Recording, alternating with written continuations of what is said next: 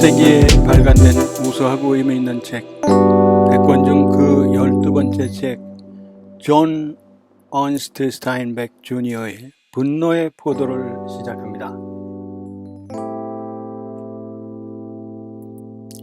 분노의 포도는 소작인들의 노동쟁의를 조장한다는 이유로 지주가 소작농을 부리는 오클라호마 같은 주에서는 금서로 지정되고 책이 불태워졌습니다. FBI에서는 스타인백을 공산주의자로 의심하고 분노의 포도가 반미 선전에 이용될 것을 우려한다며 스타인백을 탄압하였습니다. 자, 그러면 존 언스트 스타인백 주니어의 분노의 포도 The Grave of Wrath 속으로 빠져보도록 하겠습니다. 1939년에는 노동자들과 같이 일한 경험을 소재로 한 분노의 포도를 발표한 존 언스트 스타인백 주니어는 이 작품의 토지 소유주인 은행에 의해 농장을 빼앗긴 조드 일가를 등장시켜 지주, 은행, 경찰의 노동자들에 대한 탄압을 고발했습니다. 캘리포니아의 농부의 아들로 태어난 스타인백은 스탠포드 대학을 중퇴하고 뉴욕 타임즈의 기자로 살면서 작품 활동을 했습니다.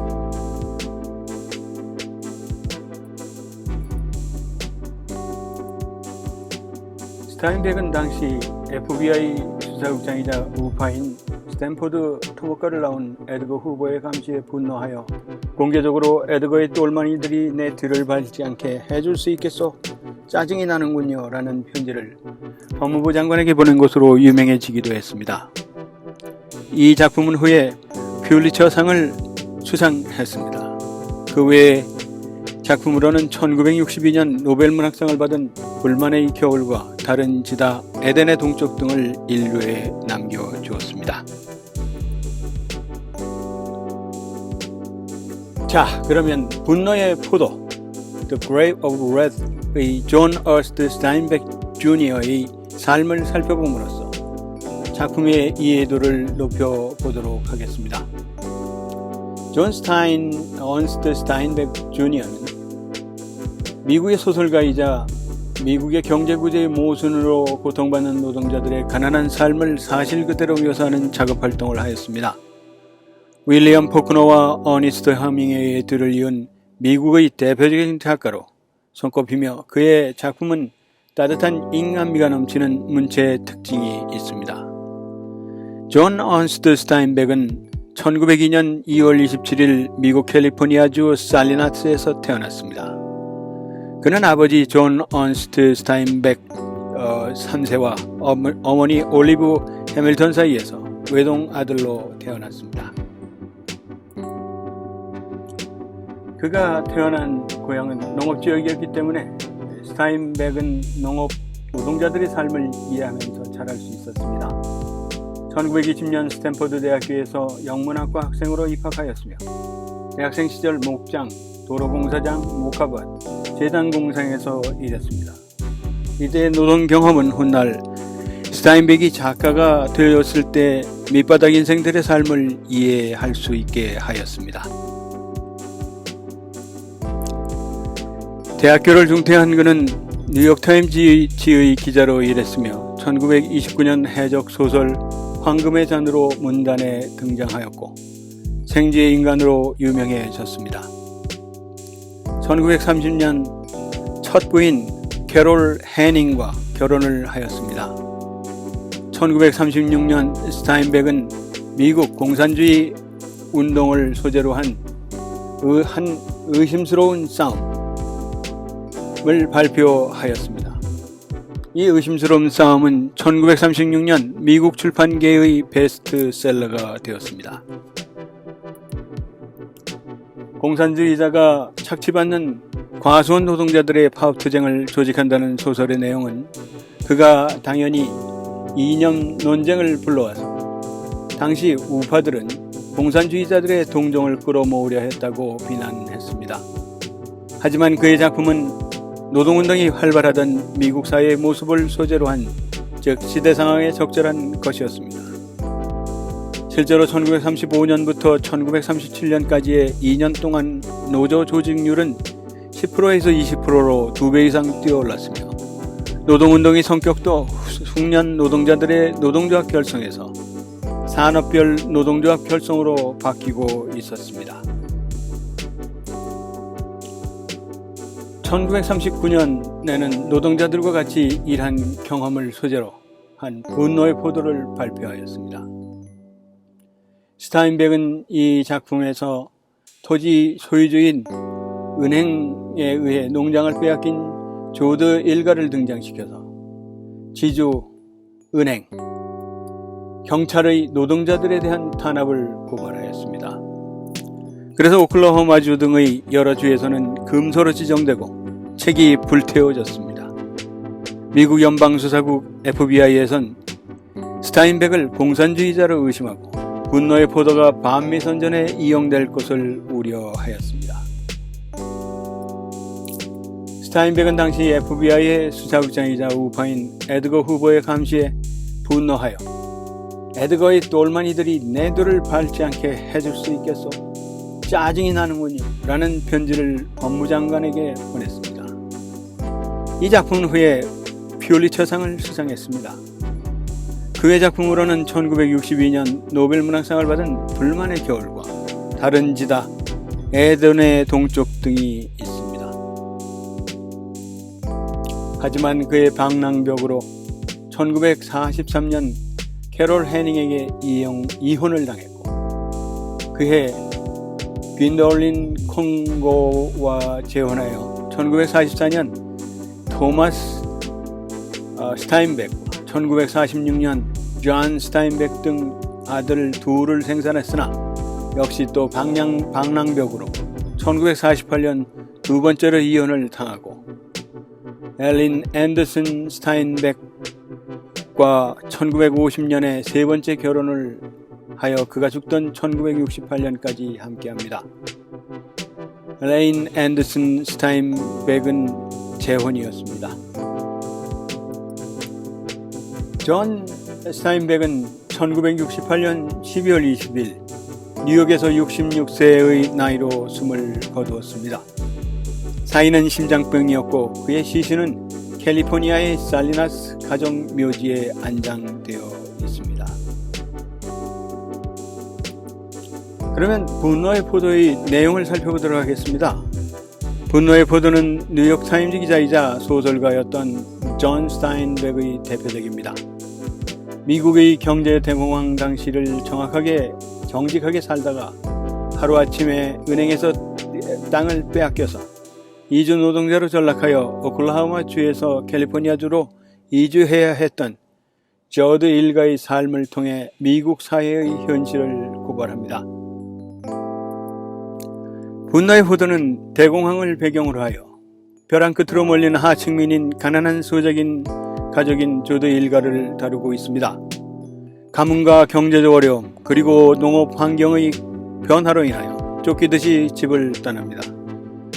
이 비참한 상황에서 그들은 수천 명의 또 다른 오키스, 오클라호마 사람들을 비하하는 표현인 오키스들과 함께 캘리포니아 센트럴 밸리에 땅과 일자리와 존엄을 찾기 위해 자리를 잡습니다. 하지만 캘리포니아주는 노동자에 대한 착취가 있는 고통의 땅이었습니다. 1939년 발표되어 근대 자본주의의 어둠을 파헤친 공로로 1940년 퓰리처상을 수상하였습니다. 지주은행 경찰의 노동자 탄압을 고발하여 발표 당시 금소로 지정될 만큼 거센 반발을 샀지만 현재는 미국의 고등학교와 대학교의 문학 시간에 많이 읽혀지는 작품 중에 하나입니다. 이 작품은 1940년에 헨리 폰다 주연 존 포드 감독의 영화로 제작되었지만 그 결말과 책과는 너무 많이 다릅니다. 스타인백은 분노의 포도를 그의 집에서 썼으며 노동자들과 같이 노동을 한 경험을 소재로 하였습니다. 그의 집은 16250 그린우드 레인이며 현재는 캘리포니아의 몬테세레노에 위치해 있습니다. 그러면 이번에는 분노의 포도의 줄거리를 살펴보도록 하겠습니다. 톰 조드는 우발적인 사진으로 감옥살이를 한 뒤 가석방을 받아 가족이 사는 오클라호마로 향합니다. 우연히 어린 시절부터 알던 목사 케이시를 만나 같이 집으로 가던 길에 가뭄과 모래바람으로 메마른 환경과 빈 농장을 보게 됩니다. 톰의 가족도 농장을 빼앗겼고 일자리를 찾으려 캘리포니아로 이주를 준비하고 있었습니다. 조드 가족과 케이시는 고향을 떠나게 되고 고된 여정에서 톰의 할아버지와 할머니는 죽고 형은 말없이 가족을 떠났으며 임신한 여동생 샤론의 로즈의 남편은 달아나 버립니다.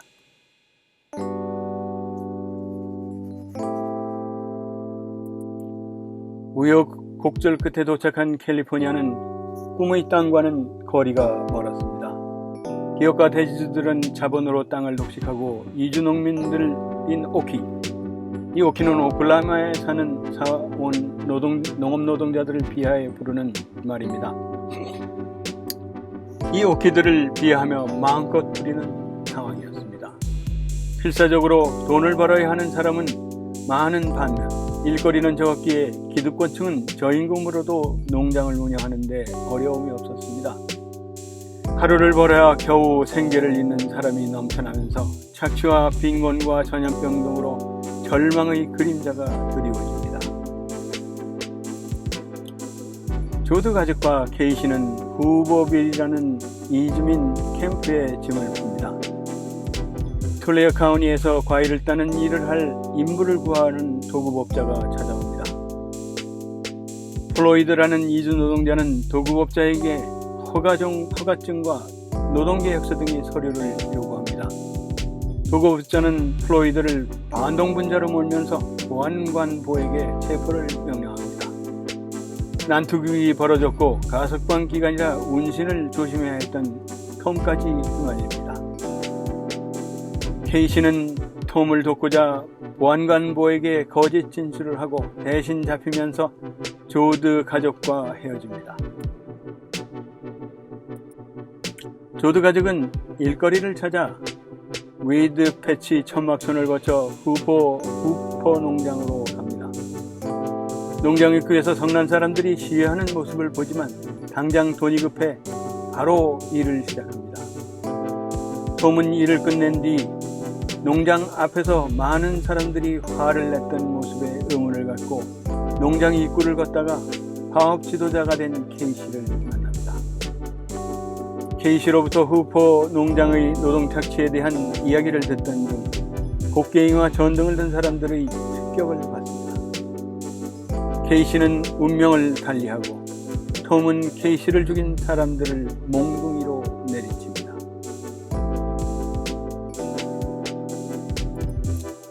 조드 가족은 후포 농장을 떠나 못 갔다는 일을 하며 유괴 화차에서 살기로 결정합니다. 쫓기는 신세로 전락한 톰은 근처 개울가의 덤불 속에 숨어 있다가 케이시처럼 노동자를 위해 투쟁하기로 결심하고 가족을 떠납니다. 조드 가족은 세찬비로 인해 일거리가 끊기는 위험에 처하고 샤론의 로즈는 사살합니다. 비를 피해 높은 지대로 이동하다가 아사에 이른 아버지를 둔 아이를 만납니다. 톰의 어머니와 샤론의 로즈는 서로 눈빛을 교환하고 샤론의 로즈는 굶주린 남자에게 젖을 물립니다. 그러면 분노의 포도에 등장하는 등장인물들을 소개해 드리겠습니다. 톰 조드는 소설의 주인공으로 그의 아버지의 이름을 딴 조드 가족의 둘째 아들입니다. 실수로 일한 살인으로 4년간 메갈레스터 감옥에서 지낸 다음 가석방되어 고향으로 돌아옵니다. 굶주린 가족을 이끌고 새로운 이상적인 터전을 찾아 고향을 떠났지만 계속되는 사회의 부조리와 모순을 겪으며 점차 반항적인 생각을 갖게 됩니다. 그의 케이시를 살해한 경관을 죽이고 가족을 떠나 도피 생활을 합니다. 마 조드, 톰과 함께 고향을 떠난 가족들의 일원인 톰의 어머니입니다. 실용적이고 따뜻한 마음으로 가족을 하나로 묶으려고 우리에게 남은 건 가족밖에 없다를 신조로 어머니로서 가족들을 화합시키고 보살피는 역할을 맡습니다. 그녀의 이름은 결코 이 소설 속에서는 알 수 없습니다. 그녀의 처녀 이름이 헤즐넛인 것으로 추정됩니다. 파 조드. 파 조드는 파파, 그러니까 아빠입니다. 50세의 탐이라고도 불리는 톰의 아버지입니다. 파는 톰이 형문을 치르는 동안 집안의 가정으로서 가족들을 먹여 살리던 남자로 터전을 떠나자 생계를 잃고 가족을 부양할 수단을 잃어 마가 리더십을 맡게 되면서 집안에서의 위상이 추락하면서 망가진 사람이 됩니다. 존 조드, 톰의 삼촌으로 파 조드의 형으로 형은 그를 약 60대의 친구라고 설명하지만 이야기에서는 그는 50대로 묘사가 됩니다. 그는 몇 년 전 젊은 아내의 죽음에 대해 죄책감을 느끼고 술과 매춘부와 관련하여 엉망이 되는 경향이 있지만 그의 물건에 관대합니다. 짐 케이시. 이 사람은 믿음을 잃은 전직 목사로 이제는 방황하는 일종의 사회계룡주의자입니다. 고향에서 갈 곳이 없이 떠도는 톰을 자신의 일행에 끼워줍니다. 톰 조드와 시간이 갈수록 친해집니다. 톰이 보안관보를 때려눕히자 자청에서 죄를 뒤집어쓰고 감옥에 갔다 온 뒤에 파업쟁이에 휘말려 경관에게 살해당하고 맙니다. 이 사람의 모델은 스타인백의 저자의 친구 에드 리케츠이며 JC라는 이니셜을 가진 유명한 역사적 인물입니다. R. 조드. 이 사람은 톰과 함께 운전기술을 익힌 톰의 동생으로 주로 자동차와 소녀들을 돌보는 스마트 알렉 16세. 그는 톰을 존경하지만 자신의 길을 찾기 시작합니다. 뭉쳐서 사는 건 이제 불가능하다고 판단하여 가족의 그늘을 벗어나고자 하는 반항아입니다. 대가족의 붕괴를 상징하는 인물이기도 합니다. 샤론의 장미 조드 리버스. 이 사람의 애칭은 로자산으로 미성숙하고 몽상가의 기질의 여인으로 18세의 소녀인 장남 조드의 딸입니다. 소설 초반에 1살 연상인 코니 리버스와 결혼한 지 얼마 안 되어 임신한 그녀는 캘리포니아에 도착한 지 얼마 되지 않아 이전부터 결혼이나 아버지가 된다는 사실에 부담을 느껴온 남편에게 버림받고 결국 영양실조로 아이를 사살하는 비극을 겪으면서 작품 말미에 정신의 성장을 보여줍니다. 코니 리버스, 로즈 오브 샤론의 남편으로 19살이고 순진한 그는 결혼과 임박한 아버지가 되며 압도됩니다. 그는 캘리포니아에 도착한 직후 아내와 조드 가족을 버립니다. 노아 조드. 이 사람은 톰의 형이고 그는 캘리포니아 니들스 근처에서 콜로라도 강에서 낚시로 살기 위해 가족을 떠난 첫 번째 가족입니다. 출생할 때 부상으로 입은 영향으로 약간의 학습장애가 있는 듯 이상한 사람으로 묘사됩니다. 그랜파 조드. 오클라호마에 머물고 싶은 강한 열망을 표현하는 톰의 할아버지로 그의 전체 이름은 윌리엄 제임스 조드로 주어집니다. 그랜파는 그의 가족에게 슈팅 시럽으로 약을 먹여 캘리포니아로 떠나도록 강요했지만 그는 길에서 첫날 저녁에 사망합니다. 케이시는 자신의 죽음을 뇌졸중에 기인했지만 그랜파는 아이란에 그냥 머무르는 것이라고 말합니다. 그는 그것을 떠날 수 없었습니다. 톰의 과거 이야기에 단골로 나오며 가족들과 매우 친밀했습니다. 고향을 떠나 얼마 지나지 않아 뇌일혈로 병사하게 됩니다. 조드가의 비극의 시작을 알리는 인물이기도 합니다. 그랜마 조드, 그랜파의 종교적인 아내, 톰의 할머니로 그녀는 남편의 죽음 이후에 살 의지를 잃어버립니다. 조드가의 두 번째 비극의 탐사자입니다. 할아버지가 돌아가시고 얼마 지나지 않아 모하비 사막을 건너는 동안 두려움상합니다. 이때 톰의 어머니는 가족이 모하비 사막을 건너야 한다는 일령하에 캘리포니아 주 경계선에 도달할 때까지 할머니의 사망을 가족에게 알리지 않습니다. 루시 조드는 12세의 톰의 막내 여동생입니다. 그녀는 무모하고 유치한 것으로 보입니다. 다른 아이와 다투는 동안 그녀는 톰이 숨어 있음을 드러냅니다.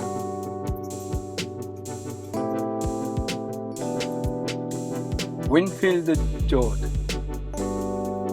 10살의 톰의 막내 남동생입니다. 그는 키드 와일드 앤 컬피쉬입니다. 짐 롤레이, 그는 위드 패치에서 캠프를 관리하고 조드스에게 놀라운 호의를 보여줍니다. 멀레이 그레이브스, 조드의 이웃으로 그는 그들과 함께 캘리포니아로 오라는 초대를 받았지만 거절합니다. 가족은 2마리의 개를 그에게 맡깁니다. 3분의 1을 가져가지만 여행 중에 자동차에 의해 사망합니다. 아이비와 리 사이리 윌슨 부부는 사막으로 가던 중 만난 알칸소에서 온 이주민 부부입니다. 이 부부의 천막에서 할아버지가 임종했고 이후 같이 떠나지만 병약했던 윌슨 부인은 더 가지 못하게 되어 다시 헤어지게 됩니다. 얼마 못 가 사망한 듯 여겨집니다. 미스터 웨인라이트, 캘리포니아 목화 농장의 동료 노동자로 그는 웨인라이트 부인의 남편입니다. 미세스 웨인라이트, 아기의 어머니와 미스터 웨인라이트의 아내로 그녀는 마가 쉐런 오브 쉐런의 아기를 분만하도록 돕습니다. 아기 웨인레이스의 부인 씨와 부인의 16세 딸로 소설 후반부에서 그녀와 엘 조드는 결혼 의사를 밝힙니다. 플로드